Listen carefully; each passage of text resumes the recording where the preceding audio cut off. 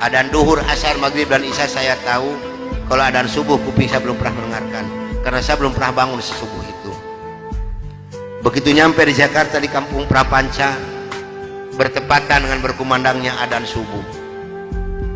Kata Dr. Cornelius kepada saya, "Bro, tolong dengarkan adzan orang Islam ini kok goblok sekali, aneh-aneh."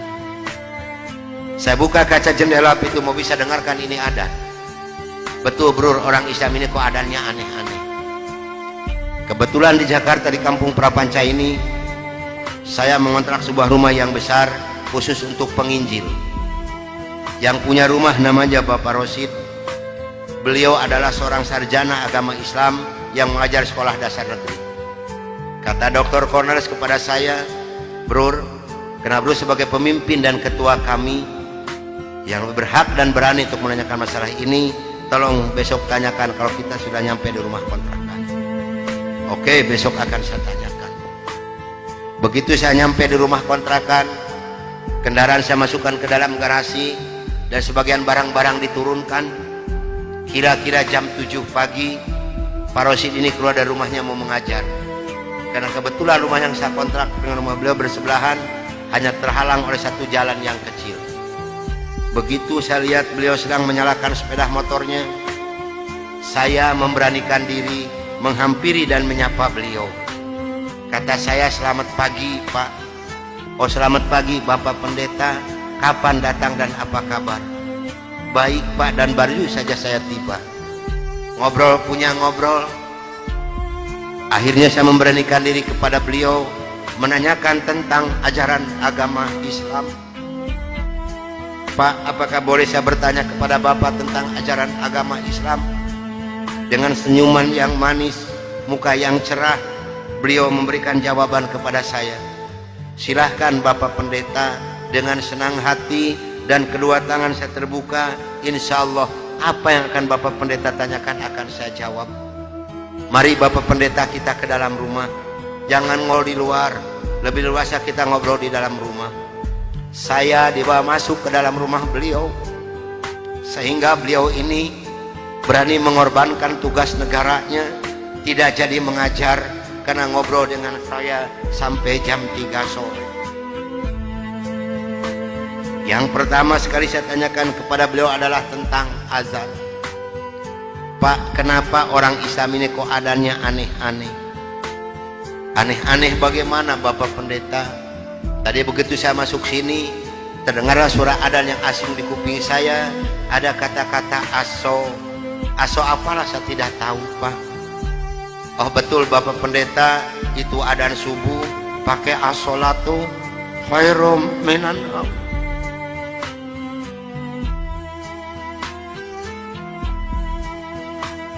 Apa artinya Pak?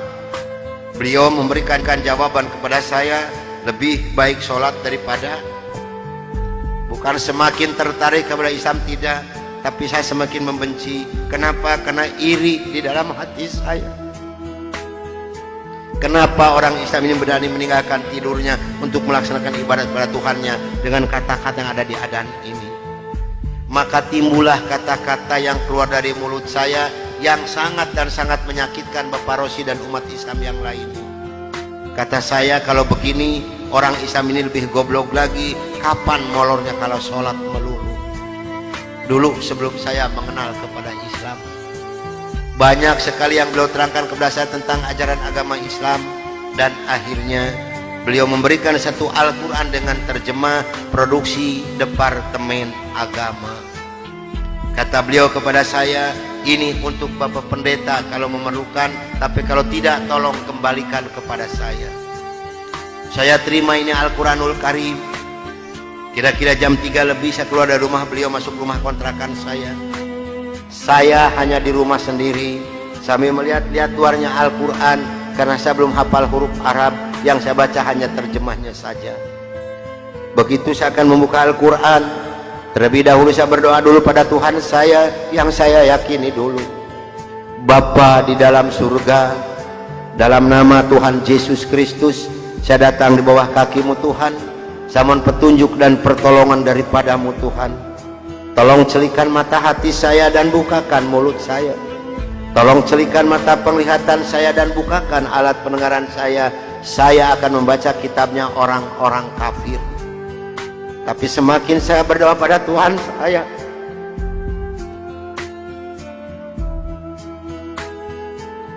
semakin terbukalah dalam Al-Quran ini. Ini suatu keanehan yang nyata di dalam kehidupan saya.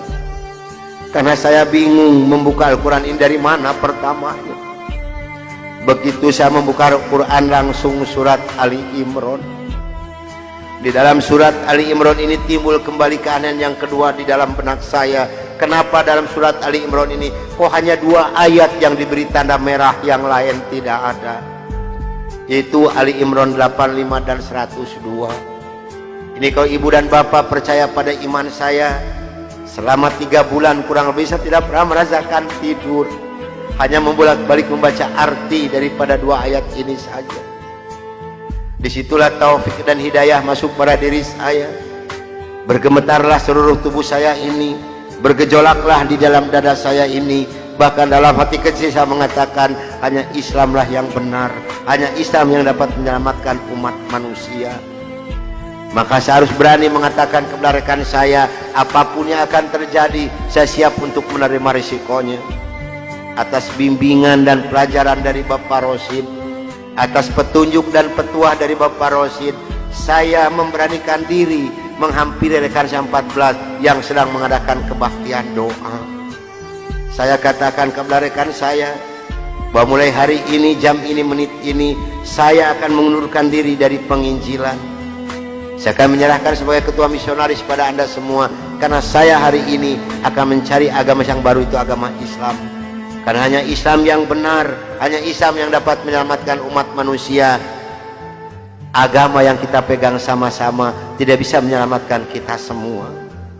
Namun apa daya yang saya terima dari mereka, saya bukan seorang tentara, saya bukan seorang polisi, tapi merasakan panasnya peluru di kaki kiri saya dan di dada sebelah kanan saya ini. Besi yang lebarnya 6 cm yang dibakar merah membara, yang dipukulkan ke pipi saya tahan dengan tangan kiri saya. Demi Allah, besi panas nempellah di tangan kiri saya. Lalu saya ditengkurapkan, kepala saya diinjak oleh 3 orang. Tangan saya, kaki saya kiri kanan dipegang dan diikat oleh mereka. Lalu punggung saya dipukuli oleh Dr. Johan pakai kursi rotan. 13 tulang punggungnya patah untuk mengenal Islam. Kalau menurut logika manusia, saya ini harus sudah meninggal dunia.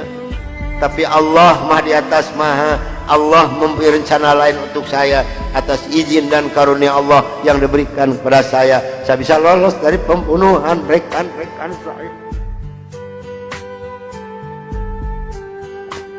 Sambil merasakan panasnya di kaki kiri saya dan di dada sebelah kanan saya, pedihnya di tangan saya, ngilunya di punggung saya loncat keluar dari rumah sambil berteriak mengucapkan La ilaha illallah Muhammadur Rasulullah.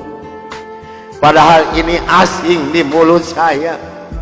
Belum pernah ada seorang pun yang mengajarkan kalimat thayyibah di dalam mulut saya ini. Belum pernah sekalipun saya belajar kalimat thayyibah di dalam mulut saya ini. Ini maunah yang pertama Allah berikan melalui mulut saya. Dan alhamdulillah saya mendapatkan pertolongan dari seorang cim-cim yang beragama Buddha. Saya dibawa masuk ke dalam rumah beliau. Lalu baju saya digunting kan jadi satu dengan kulit. Lalu yang bekas luka besi panas dari kocrotin pakai kecap oleh beliau. Kaki saya ditahan pakai kayu bekas pegangan sapu, diikat pakai benang rapia. Punggung saya diikat pakai samping. Lantas saya dibawa beliau ke rumah sakit Fatmawati. Selama 3 bulan 27 hari saya berbaring di dalam rumah sakit, merasakan hancurnya tubuh saya ini, pengen mengenal Islam. Dan alhamdulillah setelah Allah memberikan kesembuhan kepada saya, beliau pula lah yang membiayai saya. Sehingga saya kembali memohon pertolongan kepada Cim ini. Cim, tolong saya, bawa saya kemana saya harus pergi, karena saya pengen memeluk agama Islam. Dan alhamdulillah saya dibawa oleh beliau ke Cipete, ke Bapak Kiai Haji Dr. Idam Khalid, saksi yang masih hidup. Yang membina kesama yang pertama adalah Bapak Hamjahas. Maka kata beliau kepada saya, kalau Anda pengen masuk Islam yang kafah dan istiqomah, Anda jangan dulu mengenal Al-Quran, Anda jangan dulu mengenal sholat, tapi Anda harus dulu mengenal isi daripada dua kalimat syahadat yang barusan Anda ucapkan. Alhamdulillah, selama 3 bulan kurang lebih saya dibina oleh beliau untuk mengartikan isi daripada dua kalimat syahadat. Barulah saya marifatullah. Disinilah nikmatnya iman dan nikmatnya ibadah yang saya rasakan sampai detik ini. Lalu saya suruh pulang dulu oleh beliau, karena saya masih mempunyai keluarga, itu anak dan istri. Ternyata keluarga saya telah mendapatkan laporan dari rekan 14 dan dari Dewan Gereja Indonesia bahwa saya telah murtad masuk agama Islam. Begitu saya nyampe di rumah saya lihat dengan mata kepala saya sendiri, pakaian saya, ijazah saya, semua dibakar oleh putri-putri saya dan istri saya di hadapan mata saya. Dan alhamdulillah saya diselamatkan dari maut yang kedua oleh Allah Subhanahu wa ta'ala. Begitu putri-putri saya menyiramkan minyak kelapa panas ke muka saya masih diselamatkan oleh Allah. Minyak kelapanya tumpah di punggung saya. Ini adalah darah daging saya sendiri yang menganiaya saya, bukan orang lain. Lalu kepala saya dilempar pakai copet, dipukuli pakai setikasti, sampai saya diusir caci maki dengan kata-kata yang sangat keji yang keluar dari mulut darah daging saya sendiri. Nyah, engkau di hadapanku anjing, setan, babi, iblis, jangan menginjak rumah ini, haram rumah ini kau diinjak oleh setan dan iblis macam kau. Ini adalah darah daging saya sendiri, bukan orang lain. Dan alhamdulillah begitu saya meninggalkan rumah tangga saya, hanya pakai pakaian satu setel yang nempel di badan saya yang penuh dengan minyak kelapa panas. Harta kekayaan berlimpah luah, demi Allah tidak saya bawa serupiah pun, karena saya pengen masuk Islam yang kafah dan istiqomah. Saya harus samina wa atona. Jangankan harta kekayaan yang berlimpah luah, putri-putri saya pun yang 3 saya putuskan. Mulai detik ini Anda bukan darah daging saya bukan bapak Anda, dan Anda bukan putri-putri saya. Titik sampai di sini. Jangan ada lagi pertalian darah antara Anda dengan saya. Kenapa saya putuskan kepada putri-putri saya yang 3? Karena saya takut besok atau lusa saya meninggal dunia, bagaimana tanggung jawab saya di hadapan Allah Subhanahu wa ta'ala. Maka alhamdulillah sudah hampir 22 tahun lebih ini saya belum pernah dipertemukan dengan batang hidungnya. Namun alhamdulillah, biarpun putri-putri saya tidak yang ikut satupun, Allah telah memberikan kebahagiaan kepada saya pada saat sekarang ini. Kebahagiaan yang Allah berikan kepada saya tidak bisa ditukar dengan sesuatu apapun yang ada di dunia ini, sekalipun emas berlian sebesar gunung.